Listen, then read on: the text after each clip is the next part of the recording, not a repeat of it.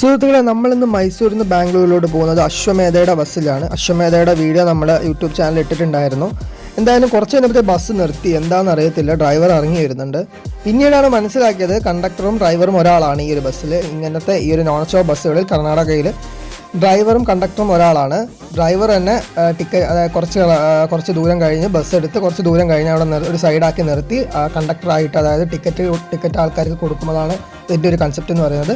അതേപോലെ ഈ ബസ്സിൽ UPI പേയ്മെൻറ്റും അവൈലബിൾ ആണ്. എന്താല്ലേ, പക്ഷേ രാത്രി യാത്രകളിൽ ഇത് സുരക്ഷിതമാണോ എന്ന് അറിയത്തില്ല. കാരണം ഒരൊറ്റ ഡ്രൈവറേ ഉണ്ടാവുള്ളൂ. അതേപോലെ കണ്ടക്ടറും ഡ്രൈവറും ഒരാളാകുമ്പം എങ്ങനെയാണെന്നറിയില്ല. എന്തായാലും നമ്മൾ ടിക്കറ്റ് എടുത്തു. ടിക്കറ്റ് 210 രൂപയാണ് മൈസൂരിൽ നിന്ന് മെജസ്റ്റിക് വരെ പോകുന്നതിന്. ബസ് യാത്ര തുടങ്ങി. നമ്മൾ ബാംഗ്ലൂർ മൈസൂർ എക്സ്പ്രസ് ഹൈവേയിലൂടെ നമ്മൾ യാത്ര ചെയ്തുകൊണ്ടിരിക്കുകയാണ്. എന്തായാലും അടിപൊളി റോഡാണ് ബാംഗ്ലൂർ മൈസൂർ എക്സ്പ്രസ് ഹൈവേ. അങ്ങനെയൊന്നും ഇറങ്ങി എഴുന്നേറ്റപ്പോഴേക്കും നമ്മളിതാ സാറ്റലൈറ്റ് ബസ് സ്റ്റാൻഡിൽ എത്തിയിട്ടുണ്ട്. എന്തായാലും അടിപൊളി ഒരു യാത്രയായിരുന്നു. അപ്പം അടുത്ത വീഡിയോയിൽ കാണാം. Bye bye.